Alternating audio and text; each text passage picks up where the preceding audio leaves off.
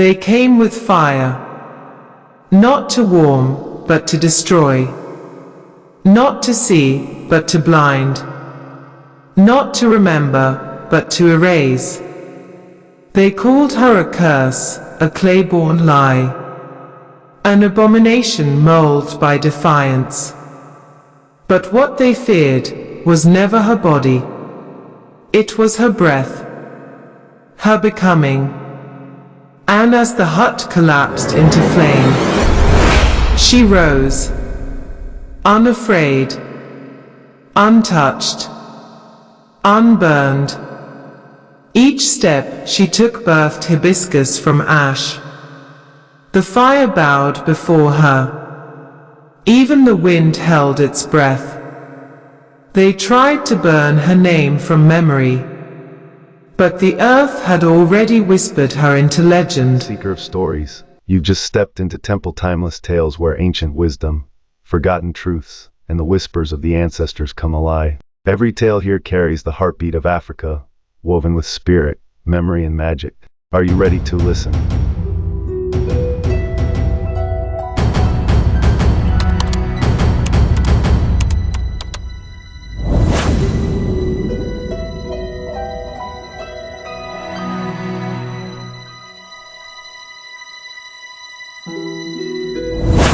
Before the clay, there was the breath.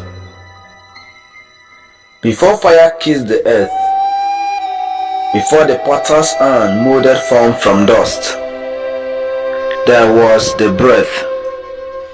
A breath older than time, carried down on wings that still whisper in forgotten tongues. They called her a Zulani, the first potter, mother of becoming. She shaped no bowels, she built no walls. She breathed life into the red clay of the earth and called it woman. From our breath we rose, women of fire and water, of rhythm and silence, of healing hands and unbroken songs. But the world forgot her. Her name faded like dust on the wind, and her daughters were silenced. Until one remembered. Her hand dipped into the earth, not to create, but to awaken. And from her hands, she shaped more than clay. She shaped a calling. The clay woman, Whispers of the Ancestors, Episode 6. She was formed from the earth, but her spirit defied even the wind. Sunlight filters through the woven door of Olamma's humble hut. Inside, clay pots of various sizes and stages of completion line shelves. Olamma sits on a worn mat, her fingers already stained red. She's not working on a pot. Instead, she's shifting through a pile of rich colored clay.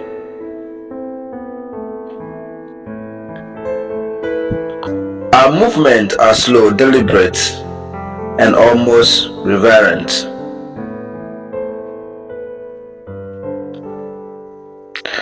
Her face is edged with a deep concentration, a sense of purpose beyond the ordinary.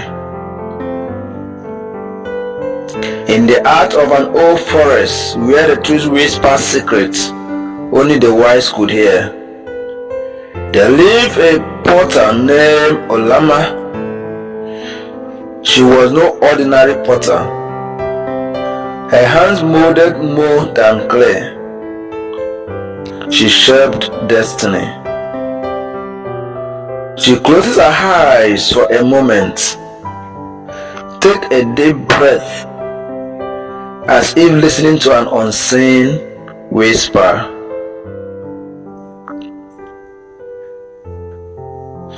The Harmattan wind waves across the parched riverbed. The earth is cracked and thirsty. The silence thick and heavy. Olamma with a sturdy calabash balanced on her head. She walked with a quiet determination. She stopped at the hidden bend in the river, where the water still trickles, revealing a fan of sacred deep red clay. She kneels, touching the cool damp earth with reverence. She gathers the clay, not with haste, but with a profound connection, almost as if the earth is offering itself to her. As she scoops the clay, a faint ethereal glow seems to emanate from the earth around her hands. She glances up, a knowing smile playing on her lips, as if acknowledging an ancient agreement.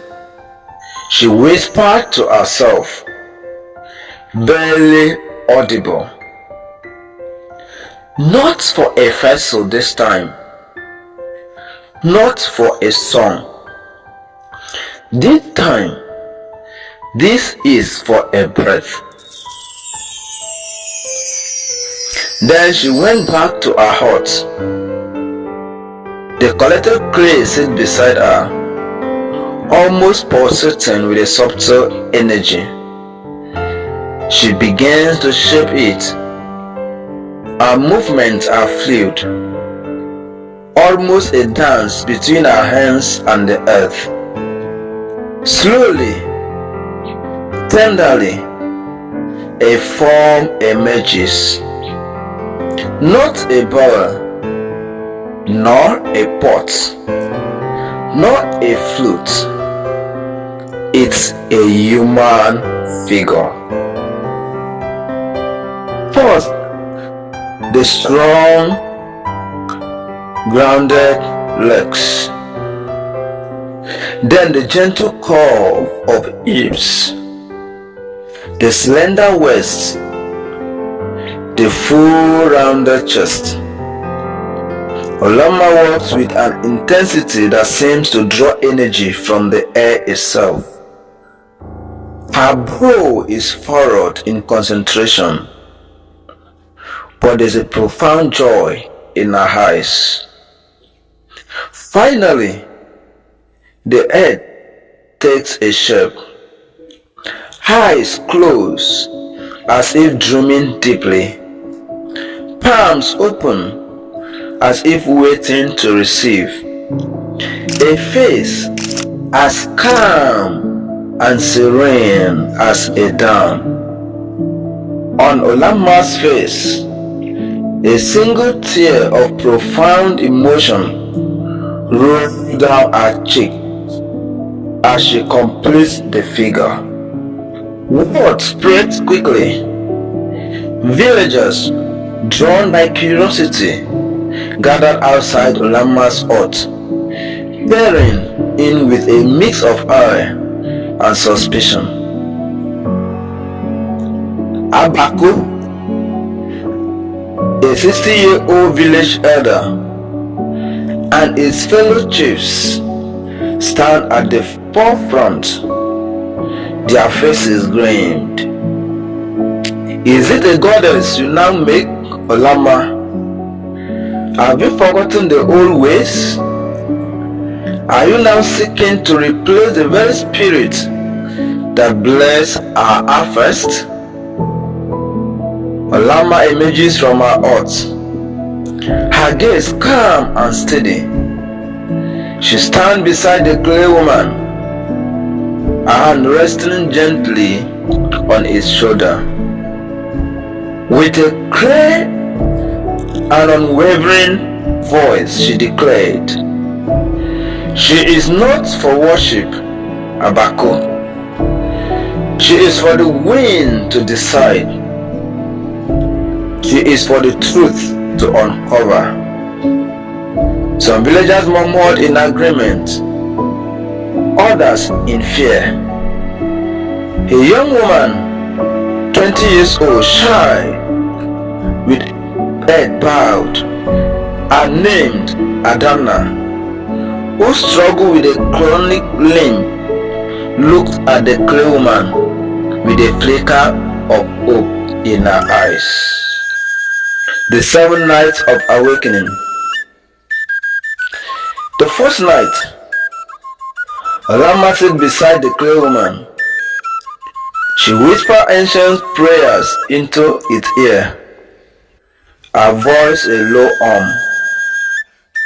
Moonlight streamed through the doorway, bathing the figure in a soft silver glow. Ethereal dust motes danced in the light around the clay woman. The second night, Olamma sings lullabies, songs of the earth and sky, tales of creation. Her voice is full of a deep, resonant love. The clay woman seemed to softly shift, as if listening intently. On the third night, Olamma shared secrets of the women who came before, stories of resilience, of quiet rebellion, of whispered dream passed down through generations. She speaks of grandmothers who healed with herbs, and mothers who nurtured with unwavering strength. The fourth night, she told tales of pain endured, of sorrows overcome, of the deep well of strength within every woman. Her voice cracks with emotion at times, but her spirit remains resolute. On the fifth night, Olamma recounts stories of freedom, of spirit that refused to be confined, of moments when women broke free from expectation and fear. A subtle, almost imperceptible warmth radiates from the clay figure. On the sixth night, she bathed the clay woman with water blessed by the moon, collected under a full luminous sky.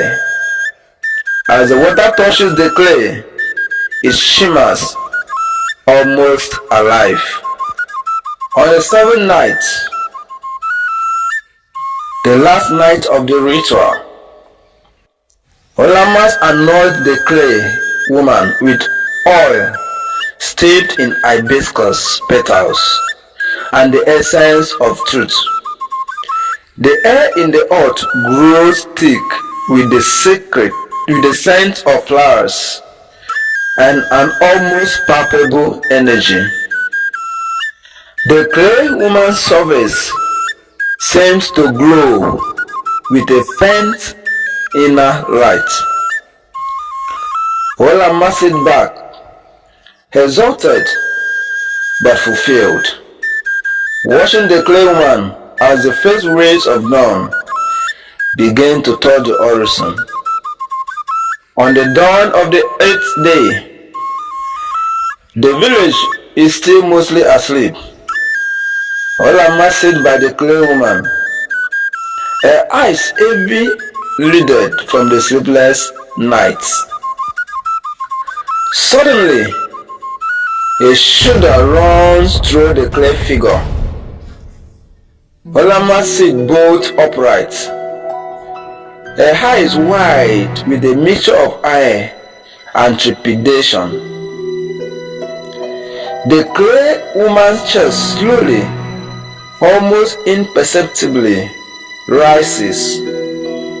A soft rustling sound, like dry leaves, emanates from her.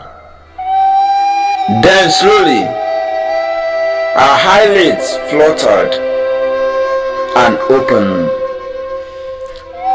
Her eyes are the color of rich, fertile earth, deep and ancient, yet filled with a newborn wonder. She takes a shallow, trembling breath.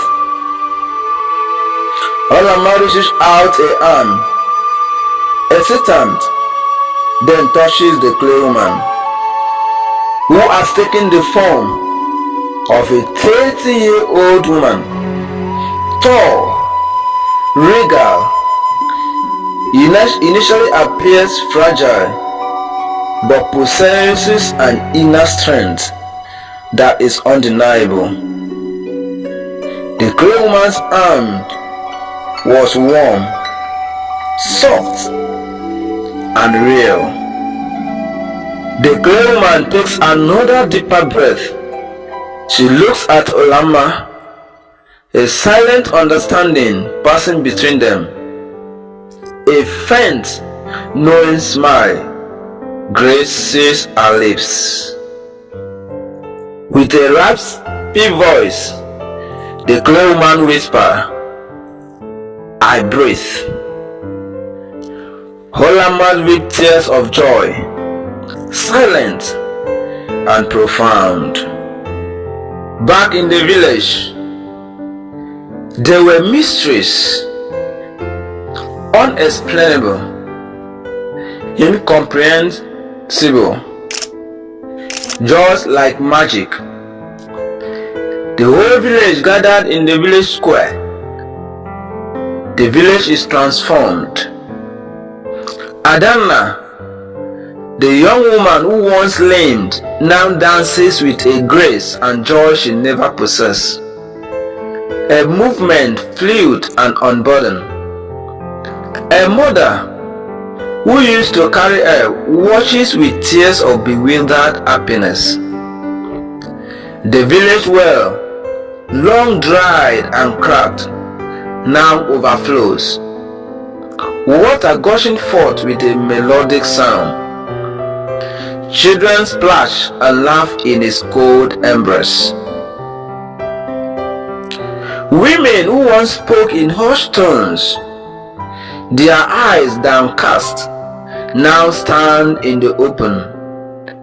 Their voices bold and bright. They share stories, laughter, and newfound strength.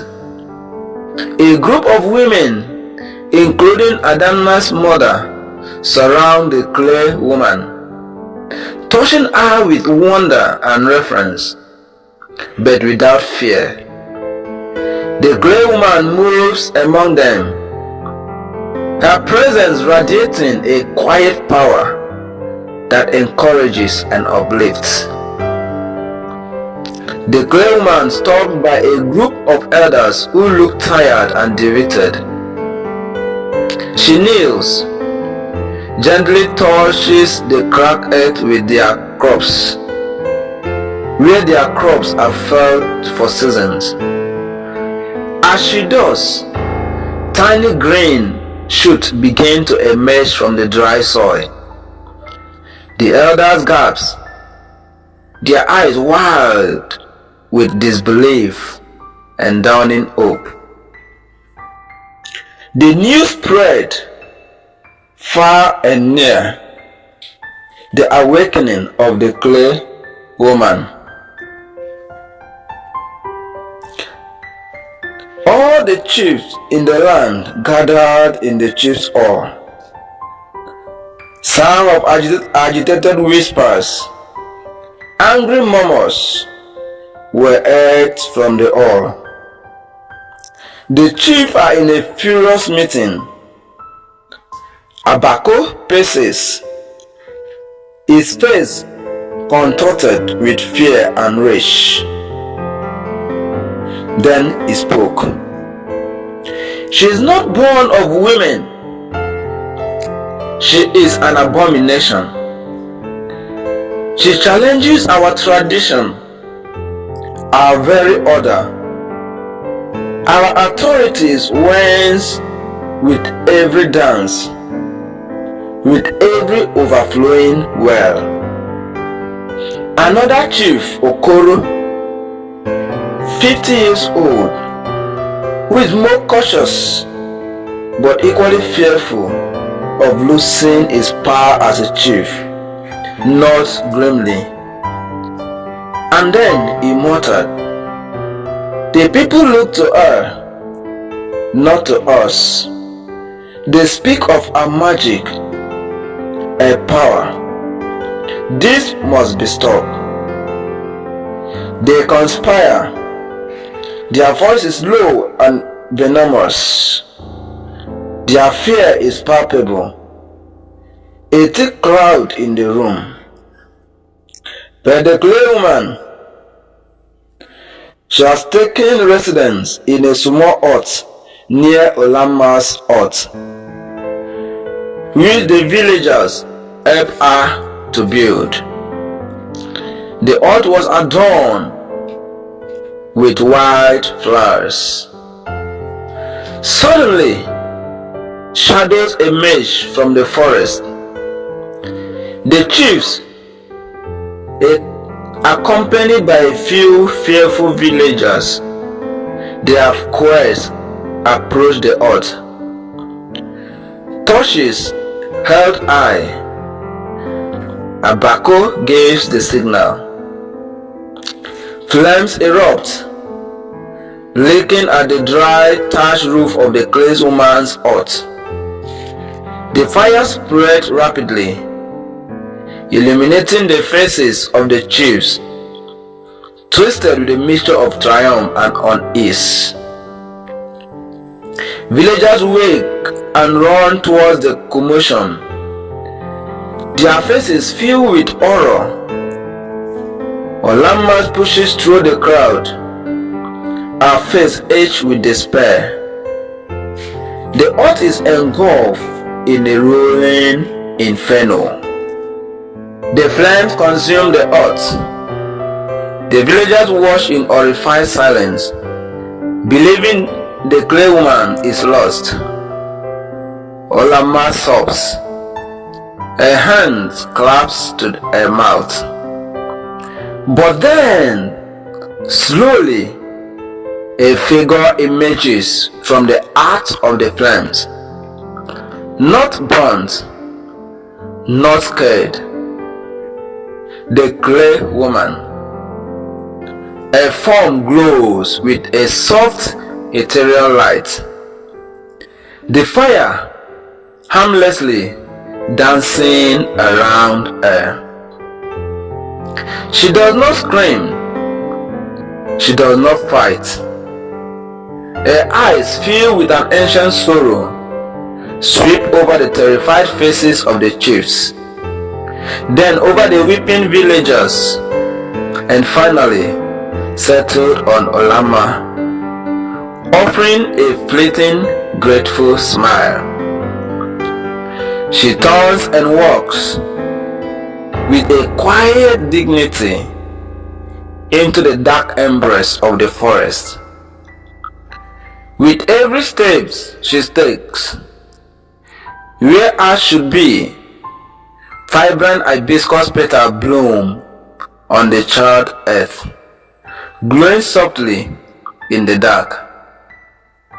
The villagers stared, mouths agape. The chief recoiled in terror, their torches dropping to the ground. The fire inexplicably begins to die down, as if its purpose has been fulfilled, and it now respects our departure. Olamma watches her disappear, tears still flowing, but now mixed with a profound sense of awe and understanding. Months later, life in the village has continued. but it is irrevocably changed. The chief, though still in power, are diminished. The authority has been shaken, their fear exposed. They speak with less conviction, their commands met with less immediate obedience.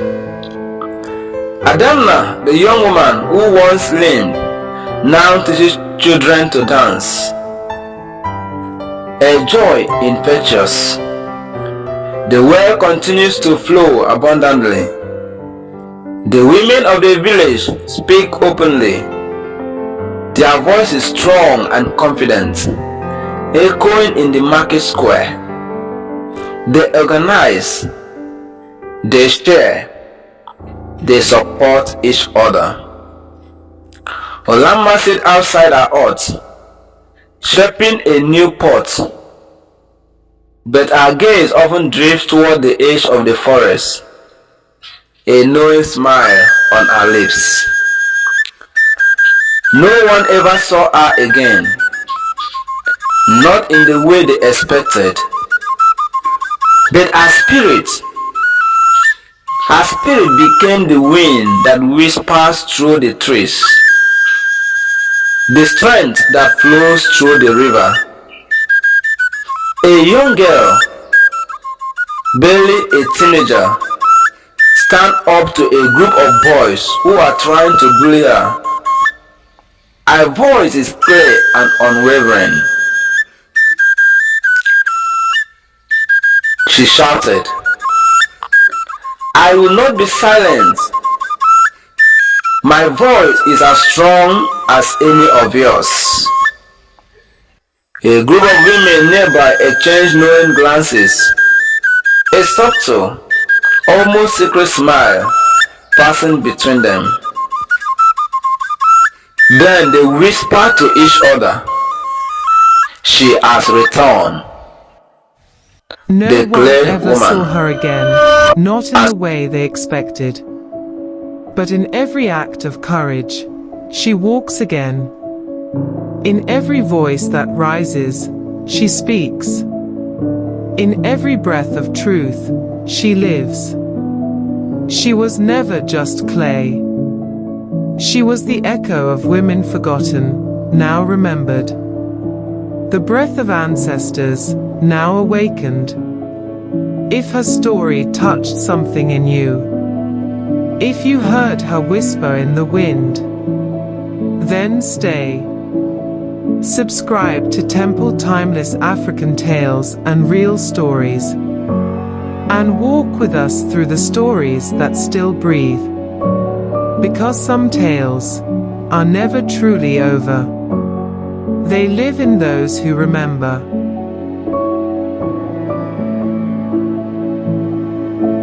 We may end here, but the echoes of the ancestors continue in every whisper of the wind and silence of the moon. If this tale stirred something in your spirit, don't let it fade. Like, share, and subscribe to Temple Timeless Tales, where stories are not just told, they are remembered.